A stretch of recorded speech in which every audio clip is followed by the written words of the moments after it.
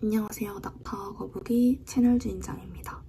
첫 영상으로 2025 독서 결산 영상을 찍게 됐는데요.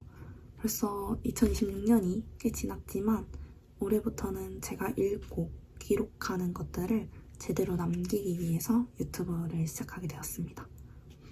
첫 영상으로는 꼭 2025 독서 결산을 업로드하고 싶었어요. 왜냐면 작년이 제가 처음으로 책을 제대로 읽어보자 라고 마음먹은 해였거든요. 근데 여러 책들을 읽어보니까 책을 제대로 읽는다는 게 뭔지 모르겠더라고요. 그리고 읽기만 하면 그 책의 정보들이 다 저에게 흡수될 거라는 착각을 했던 것 같아요. 사실 지금 생각해보면 책을 읽을 때 기억에 남는 구절이나 느낌전들을 기록해두면 좋았을 텐데 라는 아쉬움이 남아요. 그래서 올해부터는 꾸준히 영상도 업로드하고 리뷰해보도록 하겠습니다. 본론으로 돌아와서 2025 독서 결산을 시작해보겠습니다. 일단 저는 작년에 총 22권의 책을 읽었고요. 어디 가서 나 책 읽어 라고 말하기에도 민망한 수준이지만 저는 나름 최선을 다해서 읽었습니다. 저도 독서할 때 그 유명한 북적북적이라는 어플을 사용하는데요. 작년 통계를 보면 3월과 8월, 9월에는 전혀 독서를 하지 않았더라고요. 제가 2학기 때부터 휴학을 해서 하반기에 책을 더 많이 읽었겠거니 했는데 오히려 상반기에 더 많이 읽었어요. 제가 읽은 책들을 순서대로 나열해보자면 30년 만의 휴식, 마지막 강의, 눈먼 올빼미, 오늘도 일이 즐거운 92세 총무과장, 그녀가 마지막에 본 것은, 내가 죽으면 장례식에 누가 와줄까? 당신 옆을 스쳐간 그 소녀의 이름은, 슬픔의 방문, 그리고 밤은 온다, 사라진 숲의 아이들, 급류, 아무튼 데모, 나는 어쩌다 명왕성을 죽였나, 헨리에타 렉스의 불면의 삶, 인간 실격, 구의 증명, 이 지랄 맞음이 쌓여 축제가 되겠지, 봉제 인형 살인사건, 젊은 베르테르의 슬픔, 스토너, 지구 끝의 온실, 물고기는 존재하지 않는다 를 읽었습니다. 지금 여기에 제가 가져온 책들은 사실 지금 제가 나열한 말씀드린 책들이 다 제가 작년에 읽은 건 맞지만 전자책으로 읽은 것도 있고 제가 현재 소장하고 있지 않은 책들도 있거든요. 이 책들을 제외하고는 다 본가에 가 있어서 제가 지금 가지고 있는 책들만 꺼내와 봤습니다. 하반기에 읽은 책들은 거의 다 제가 가지고 있는 것 같아요. 스토너를 10월에 읽었고요. 지구 끝의 온실을 11월에 읽었고 물고기는 존재하지 않는다를 12월에 2025년 마지막 책으로 읽었습니다. 이어서 제가 한 해 동안 독서를 하면서 크게 기록해 둔 게 없어서 책을 하나하나 설명해 드리지는 못하지만 2025 독서 결산인 만큼 몇 가지 카테고리를 만들어 봤는데요. 막상 나눠보려고 하니까 한 권의 책이 한 가지 말로 정리되지 않아서 카테고리별로 구분하고 선정하는데 생각보다 어려웠어요. 그럼에도 제 마음을 담아 선정한 3가지 카테고리와 선정된 책들 이야기해보도록 하겠습니다. 물론 지극히 개인적인 견해이기 때문에 저에겐 좋았던 책이 혹은 너무 별로였던 책이 여러분에게는 반대일 수도 있다는 점 감안해 주시면 좋겠습니다. 첫 번째 카테고리는 끝까지 읽기 어려웠던 책입니다. 저는 일단 독서를 시작하면 멈출 수 없는 병에 걸렸어요. 그래서 아무리 읽기 힘든 책이라도 제 안에 있는 어떤 승부욕이 발동돼서 꼭 그 책을 완독해야 직성이 풀리더라고요. 그래서 병렬 독서도 잘 못해요. 같이 읽을 수 있는 책은 최대 2권 정도? 그 이상은 책 내용에 집중이 너무 안 되더라고요. 그런 의미에서 2025년에 읽은 책 중 저를 굉장히 고통스럽게 한 책, 총 3권인데요. 바로 눈먼 올빼미, 헨리에타 렉스의 불면의 삶, 물고기는 존재하지 않는다입니다. 서로 다른 의미로 저를 힘들게 했어요. 우선 눈먼 올빼미는 제가 이해하는 것 자체가 굉장히 어려운 책이었어요. 분명 글을 읽고 있는데 내가 뭘 읽고 있는 건지 잘 모르겠고 상당히 어둡고 우울했던 책으로 기억에 남아요. 그래서 끝까지 읽기 어려웠던 책으로 선정해봤고요.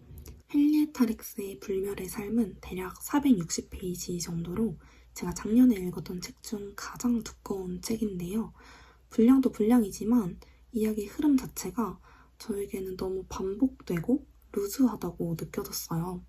헨리에타 렉스라는 여성과 그녀의 세포에 관련된 이야기인데 세포를 주제로 다뤘다는 점이 신기해서 책을 읽기 시작했던 거였거든요.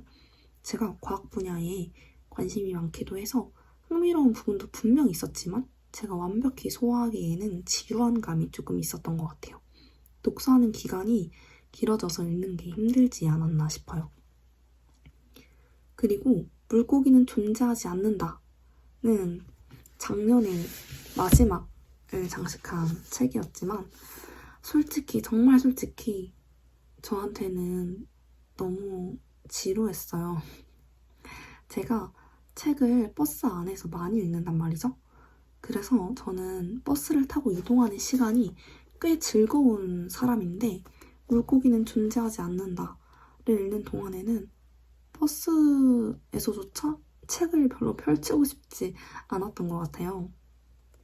이 책만이 주는 어떠한 교훈이 있을 텐데 힘들게 완독한 책이라 그런지 저에게는 어떠한 것도 남았다고 할 수 없는 그런 책이어서 아쉽습니다. 근데 제가 끝까지 읽기 어려웠던 책으로 3권을 선정했지만 분명 제가 아직 책을 많이 읽어보지 못했고 모르는 게 많아서 그런 걸 수도 있어요. 혹시 저를 힘들게 한 책이 여러분에게는 인생책이라면 어떤 부분에서 감명받으셨는지 댓글로 남겨주시면 저도 혹시 제가 놓친 부분이 있는지 다시 한번 생각해보도록 하겠습니다. 2번째 카테고리로 넘어가 볼게요. 2번째는 나를 조금 멈추게 했던 책입니다. 나를 조금 멈추게 했던 책이라는 표현은 책을 읽는 동안 곱씹을 생각이 많아서 중간중간 읽는 걸 멈추고 자주 생각하게 만들었다는 뜻인데요. 그만큼 저에게는 많은 걸 남긴 책이라고 표현할 수 있을 것 같아요. 나를 조금 멈추게 했던 책으로 선정한 책은 바로 아무튼 데모와 이 지랄맞음이 쌓여 축제가 되겠지입니다. 우선 이 책들에 대해서는 하고 싶은 얘기가 너무 많아요. 아무튼 데모는 전자책으로 읽은 책인데 표지가 귀여워서 그런 책이었어요. 보여드릴게요. 너무 귀엽지 않나요? 근데 놀랍게도 이야기는 하나도 귀엽지 않아요. 그래서 그런지 제가 생각했던 거랑 너무 다른 내용이 담겨 있어서 생각이 많아지는 책이었어요. 제가 필사를 엄청 열심히 하지는 않았지만 아무튼 데모는 필사한 기록이 있어서 조금만 읽어보도록 할게요. 바퀴 달린 가방을 끌며 보도에서 턱이 없는 곳을 지나 횡단보도를 건널 때 나는 턱없는 거리를 위해 누군가 목숨을 바쳤을 것이라고는 상상도 하지 못했다. 세상은 저절로 좋아지지 않는다. 그런데 살아서 장애인이기 때문에 차별당했던 분들은 그토록 온몸을 던져 사회가 조금이라도 앞으로 나아가도록 애쓰고 노력했건만 죽어서도 장애인이라서 그냥 묻히거나 지워졌다.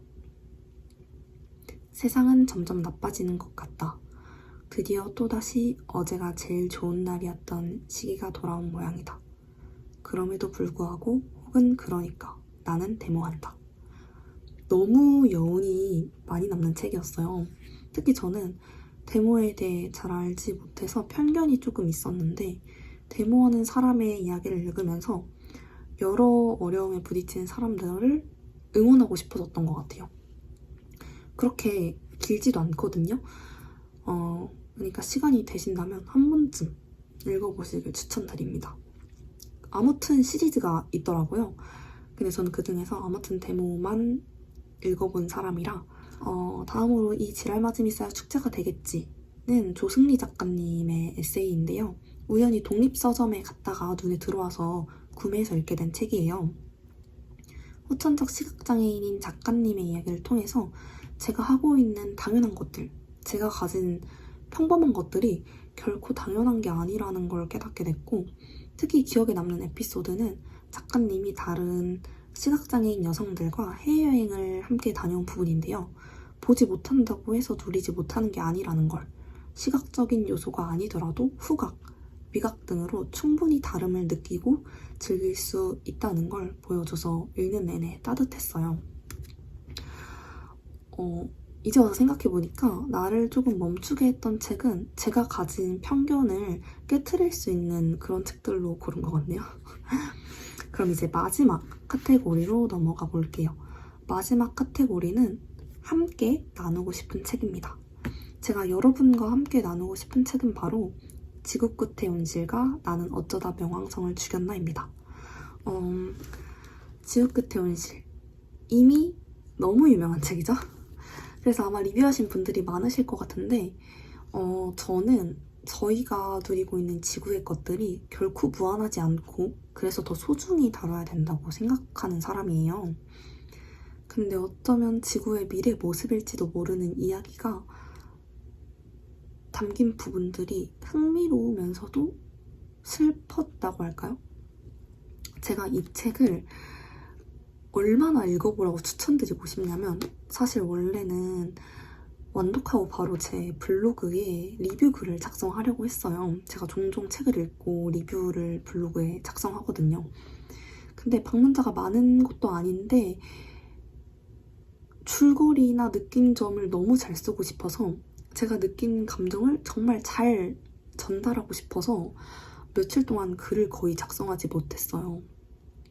그래서 이번 영상에서도 감히 어떻게 이야기를 꺼내면 좋을지 아무리 고민을 해도 모르겠어서 꼭 여러분께 읽어보시라는 말밖에 못할 것 같아요.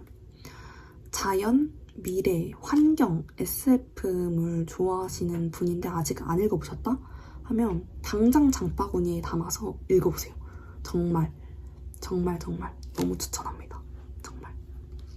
그리고 나는 어쩌다 명왕성을 죽였나 이야기로 넘어가 볼 텐데요. 이 책은 잘 모르시는 분들이 많을 것 같아요. 지구 끝의 온실에 비해서.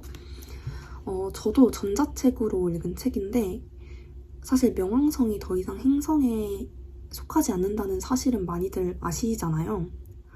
수금지와 목토천의 명 이렇게 배웠던 걸 수금지와 목토천해로 바뀌었다는 건 많이들 아시지만 어쩌다 행성계에서 퇴출당하게 된 건지 정말 궁금하지 않으세요? 저는 이게 너무 궁금했거든요. 그래서 제목을 보자마자 이건 봐야겠다.